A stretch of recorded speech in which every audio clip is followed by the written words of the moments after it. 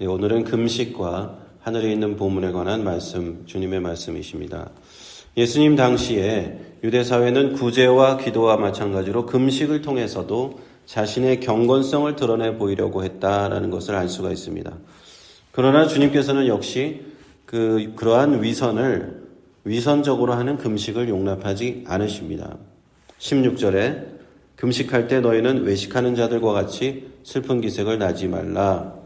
저희는 금식하는 것을 사람에게 보이려고 얼굴을 흉하게 하느니라. 내가 진실로 너희에게 이르노니 저희는 자기 상을 이미 받았느니라 하십니다.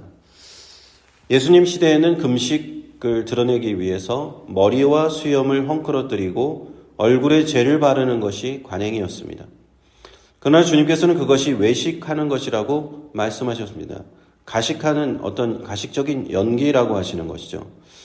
진정한 금식은 무엇인가? 하나님과 나만의 관계에서 이루어지는 것이지 남들에게 보여주기 위한 것이 아니라는 말씀입니다.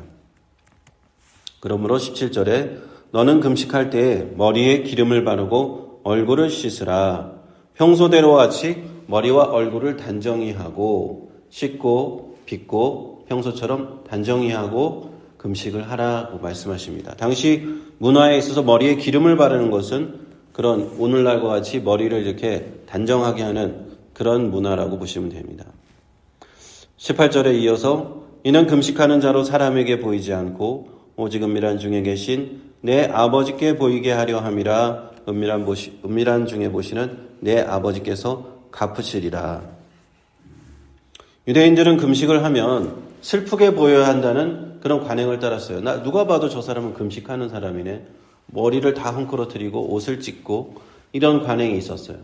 그러나 예수님께서는 금식할 때 아무렇지도 않게 오히려 평소보다도 더 즐거워 보이는 모습으로 하나님 앞에 금식하라는 거예요. 사람에게 보이지 말고. 사람들이 아니라 하나님이 보셔야 하나님께서 갚아주실 것이다 라고 말씀을 하시는 겁니다. 갚아주신다는 말이 3번 등장한 겁니다. 처음에는 구제할 때 은밀해 보시는 아버지께서 갚아주신다. 그 다음에 기도할 때 은밀해 보시는 아버지께서 갚아주신다. 마지막으로 금식할 때도 갚아주신다. 하나님께서 분명히 갚아주신다고 3번이나 이렇게 주님께서 말씀을 주신 것입니다. 그러므로 주님께서는 우리가 의를 행할 때, 경건을 행할 때 사람 앞에서가 아니라 하나님 앞에서 오직 그분께 대한 헌신을 위해 이것들을 행해야 된다고 말씀하시는 것입니다. 그것이 우리의 진정한 의가 될 수 있고 오직 은밀한 중에 계신 아버지만이 보실 수 있는 것입니다. 그와 같이 의를 행하는 자만이 아버지 하나님으로부터 상을 받게 될 줄로 믿습니다. 아멘. 이어서 주님께서는 19절부터 재물이 아니라 하나님을 섬기라는 말씀을 우리에게 주십니다. 19절에 너희를 위하여 보물을 쌓아두지 말고 거기는 좀과 동록이 해하며 도적이 구멍을 뚫고 도적질하고 20절에 오직 너희를 위하여 보물을 하늘에 쌓아두라. 거기는 좀과 동록이 해하지 못하고 도적이 구멍을 뚫지도 못하고 도적질도 못하느니라. 내 보물이 있는 곳에 내 마음도 있다고 말씀하십니다. 좀과 동록이 해한다라는 의미는 이 땅에 쌓아둔 재물이 얼마나 불안정한 것인가를 말씀하는 것입니다. 캘리포니아에 산불이 났죠. 지금 꺼졌는지 모르겠습니다만은 그 뉴스를 보니까 거기서 산에서 30년 동안 그 아름다운 집을 짓고 살던 그 어떤 사람이 하루아침에 잿더미가 된 그 집을 보면서 오열하면서 울음을 터뜨리는 장면이 뉴스에 나왔어요. 지금 플로리다에 허리케인이 와가지고 수많은 사람들이 강풍과 해일과 홍수 때문에 집이 다 파괴되고 그런 집이 떠내려가는 그런 사태가 일어났습니다. 그것을 보면서 느끼는 것은 무엇인가? 우리가 의지하는 것들, 우리가 평생 이곳은 나의 보금자리가 될 것이야 라고 생각했던 그 집들조차도 그렇게 한순간에 자연재해로 없어질 수 있다. 우리가 이 땅에서 의지하는 것들이 한순간에 언젠가는 마지막 심판날에 다 없어질 것들이라는 것을 상징적으로 보여주는 것 같습니다. 그러므로 우리는 우리를 위하여 보물을 땅에 쌓아두지 말고 하늘에 쌓아두라고 주님께서는 말씀을 하시는 겁니다. 하나님 나라를 위하여 나의 재물을 사용하라는 것입니다. 하나님께서는 마지막 심판의 날에 얼마나 우리가 자신의 재능과 시간과 재물을 주님을 위하여 사용하였는가를 판단하시게 될 겁니다. 많이 사용한 사람은 큰 상을 받을 것이고 그렇지만 적게 사용한 사람은 적은 상을 받을 것입니다. 하나님 나라를 위하여 아무런 시간도 재능도 아무 재물도 들이지 않은 사람은 받을 상이 없을 것입니다. 그러므로 우리는 우리가 보물을 쌓아둔 그곳에 우리의 마음, 우리의 관심을 가지게 됩니다. 이 땅 위에 헛된 재물을 쌓기만을 바라고 헛된 재물을 쌓는다면은 그 재물에만 관심을 가지다가 온통 그것만 포커스를 두다가 이 생을 마감하게 될 것이죠. 그러나 우리의 재물을 하나님 나라에 쌓아둔 사람은 이 땅 위에 혹시라도 쌓아둔 재물이 없다 할지라도 하나님 나라에 쌓인 그 재물의 마음을 두면서 영원한 하나님 나라의 소망을 두며 살다가 가는 것입니다. 그리고 짧은 생애가 끝나고 하나님 앞에 섰을 때 이 두 사람의 운명은 극명하게 나뉘게 될 것입니다. 22절을 보겠습니다. 눈은 몸의 등불이니 그러므로 내 눈이 성하면 온몸이 밝을 것이요 눈이 나쁘면 온몸이 어두울 것이니 그러므로 내게 있는 빛이 어두우면 그 어두움이 얼마나 하겠느뇨. 주님께서 두 사람의 예를 우리에게 보여주십니다. 눈이 성한 사람과 눈이 나쁜 사람입니다. 눈이 나쁜 사람은 어떤 사람입니까? 자신을 위하여 땅에 보물을 쌓아두는 사람을 얘기하는 겁니다. 이 사람은 자신에게 다가올 미래에 대해서 제대로 보지 못하기 때문에 눈이 나쁜 사람이에요. 미래에 하나님의 심판이 있을 것인데 미래에 내가 하나님 나라에 재물을 쌓아두지 못했기 때문에 나중에는 그 심판으로 인해서 어둠 속으로 가득한 그 심판 가운데 가게 되고 그 나쁜 눈으로 인해서 파멸에 이를 것이다. 그러므로 그에게 기다리고 있는 것은 어두움의 결과입니다. 반면 눈이 성한 사람은 어떤 사람입니까? 등불을 환히 비추어 제대로 된 미래를 바라보는 사람을 의미합니다. 그 사람이 바라보는 미래는 하나님 나라의 미래를 보는 것입니다. 예수 그리스도의 등불을 비추면서 하나님 나라의 상급을 보면서 하나님 나라의 재물을 쌓는 사람을 얘기합니다. 그의 미래는 밝은 미래입니다. 온몸이 밝을 것입니다. 그 이유는 무엇입니까? 하나님 나라에 그가 쌓아둔 재물, 하나님 나라를 위해 하는 헌신, 그와 같이 하나님 나라에 받을 상급이 많기 때문에 해와 같이 빛나는 영화로운 몸으로 하나님 나라에 영원히 들어갈 것이기 때문입니다. 24절을 봅니다. 한 사람이 두 주인을 섬기지 못할 것이니 혹 이를 미워하며 저를 사랑하거나 혹 이를 중히 여기며 저를 경히 여김이라. 너희가 하나님과 재물을 겸하여 섬기지 못하느니라. 재물은 아람어로 마몬이라고 하는 말을 번역을 한 건데요. 여기서 이제 마모니즘이라는 말이 나왔습니다.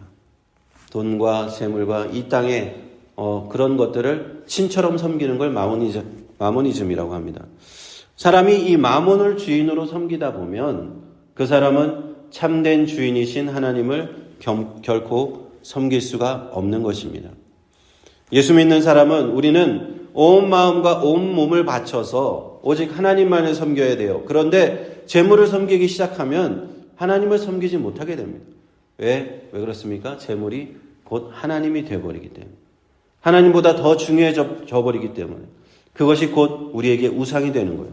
그래서 그것을 섬기는 것을 우리는 우상숭배라고 부르는 것입니다. 재물을 섬기는 것, 그것이 곧 우상숭배임을 알아야 할 줄로 믿습니다.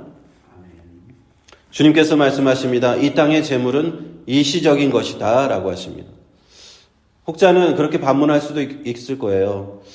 이 땅의 재물이 내가 죽더라도 자녀에게, 손자, 손녀에게 대대로 재벌들이 그렇게 재산을 물려나가지 않느냐.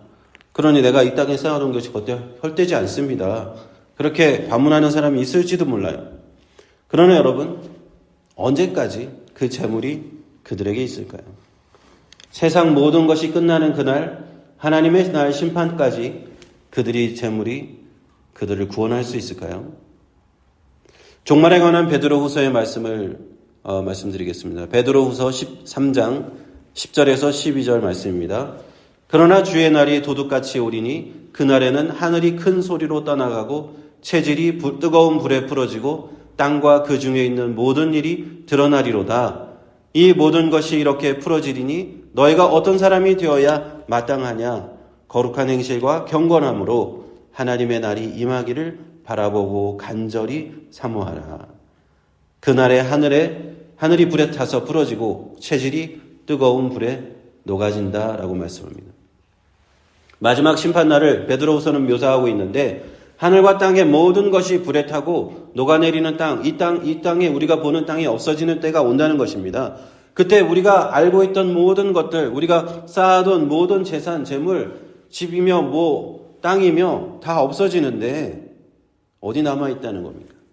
결국에는 헛된 것으로 판가름 날 것입니다. 그러므로 우리는 자신에게 있는 시간과 재능과 재물을 하나님 나라를 위해서 사용할 줄 알아야 돼요.